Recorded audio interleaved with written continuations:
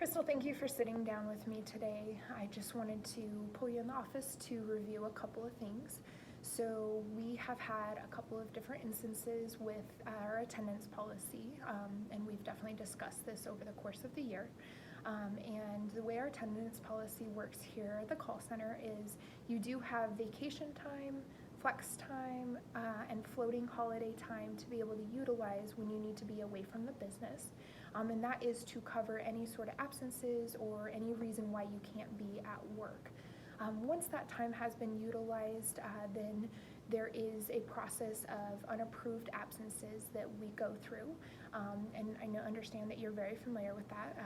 And we have gone through a couple of different steps with that. The last time we did have a meeting, we did go over that you were on a final for attendance, and so if there were any additional unapproved absences that we would need to look at employee separation.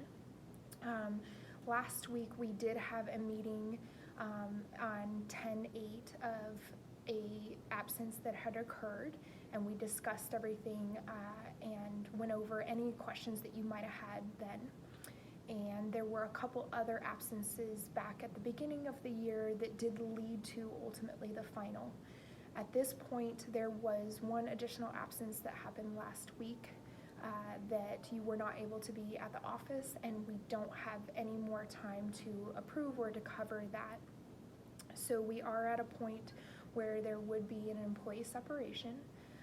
We do have a box, so we'll go ahead and grab all of your belongings and make sure to get them all together, and do have your mailing address on file and all of your information.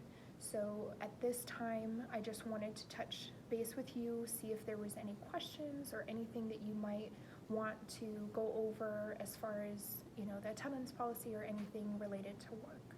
So what happens with my last paycheck? So with your last paycheck, what would happen is you would still be paid direct deposit just the way it is. So everything will go through and be processed. And then in the mail, you'll actually receive afterwards a pay stub regarding all of the paychecks that were received. But it would still be processed the same way. Okay. And then if I do would I be able to be rehired?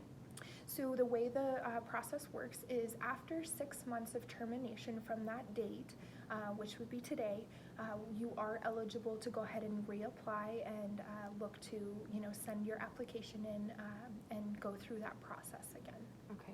And then if anything of mine that's still left over in my desk that I missed, are you guys just gonna mail that to me, or are you just gonna throw it away?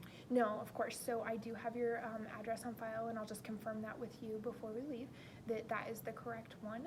Any additional belongings or anything that was left behind in any way, I would make sure to go ahead and mail to you, and we will go ahead and walk out together. So we'll have you grab everything, but if there was something that was left behind, we'll definitely mail that to you. Okay. Okay? All right. All right. Well, thank you for having this meeting. I do appreciate it.